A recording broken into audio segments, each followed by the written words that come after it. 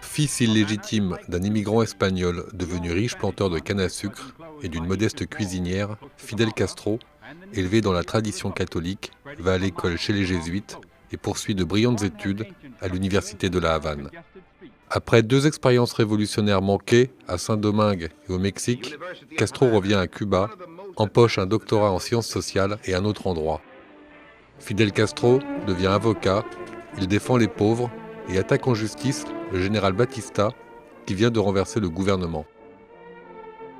Comme Fidel Castro ne parvient pas à chasser le nouveau maître de Cuba par la voie légale, il organise une insurrection armée. Sa cible, la caserne de Moncada. 80 assaillants tombent sous les balles de l'armée. La bataille perdue marque la naissance de la révolution cubaine.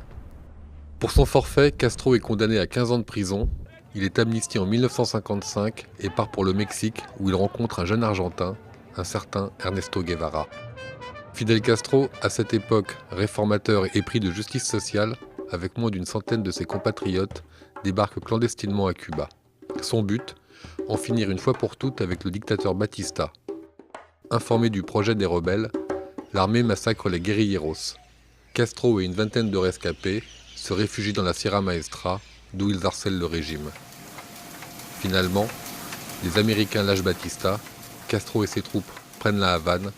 Pour Washington, Fidel est devenu une alternative démocratique à la dictature.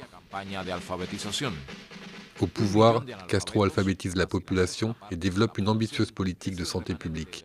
Mais suite à des différends bancaires et pétroliers avec les États-Unis, il nationalise 1 200 000 hectares appartenant à des riches cubains ou à des sociétés nord-américaines.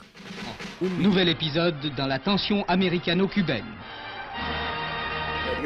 En représailles, Washington tente de ruiner Cuba pour faire tomber Castro. En réponse, le dirigeant cubain renforce ses liens avec l'URSS et quand les Américains bombardent la Havane, Fidel Castro déclare socialiste la révolution cubaine.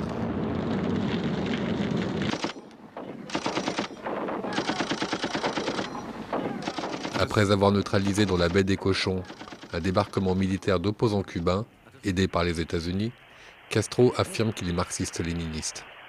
Il accepte l'idée d'un parti unique, formé sur le modèle des démocraties populaires.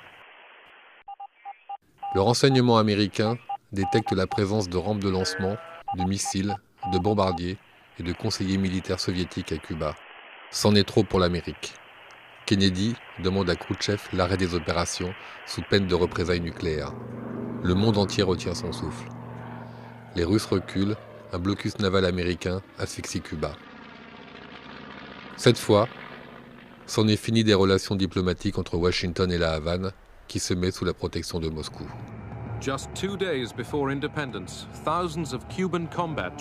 Castro soutient des mouvements de guérilla communistes en Amérique latine, dans les Caraïbes, et à partir de 1975, l'armée cubaine intervient de façon directe dans des conflits en Afrique, et particulièrement en Angola. Loin du conflit angolais, à Cuba, celui qui se dit le défenseur des mouvements progressistes du tiers-monde exile ou emprisonne des milliers d'opposants. Certains sont même exécutés.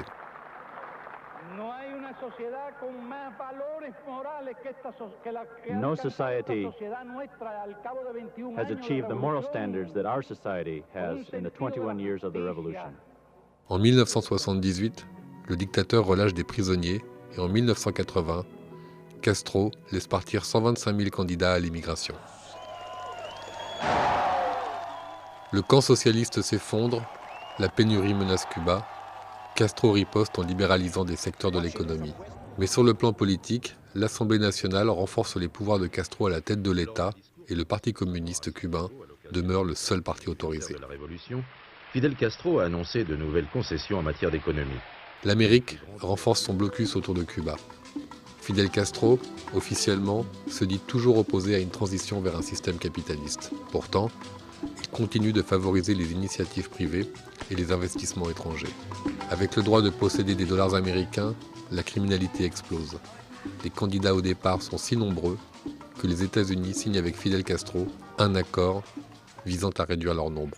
Pas d'accolade, ni d'embrassade, mais une poignée de main franche, longue et chaleureuse. Porteur d'un message de paix, Jean-Paul II, anticommuniste notoire, rend une visite historique à Fidel Castro, le dictateur communiste, porteur d'un message d'ouverture nécessaire à la survie du régime cubain.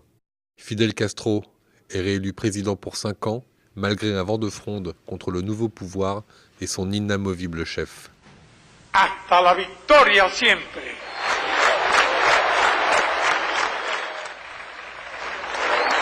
La question de la fin du régime est sur toutes les lèvres lorsqu'en août 2006, El Commandante, 80 ans, malade, délègue ses fonctions de premier secrétaire du Parti communiste, de président du Conseil d'État et de chef des forces armées à son frère Raoul, 75 ans, numéro 2 du régime depuis 1997.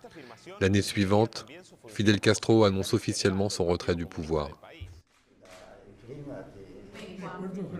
En 2012, année de son 86e anniversaire, Fidel Castro apparaît au mois de mars en compagnie du pape Benoît XVI, alors de passage à Cuba. En 2013, les Cubains aperçoivent 2 fois Fidel Castro, une fois pour les élections législatives, une autre fois lors de l'annonce de la mort de celui qu'ils qualifiaient de meilleur ami, le président vénézuélien Hugo Chavez. Gladys Rubio, Sistema Informativo de la Televisión Cubana. Le long règne de ce monstre sacré de la politique internationale est bel et bien terminé. Pourtant, qu'on le déteste ou qu'on l'admire, le mythe Castro continue.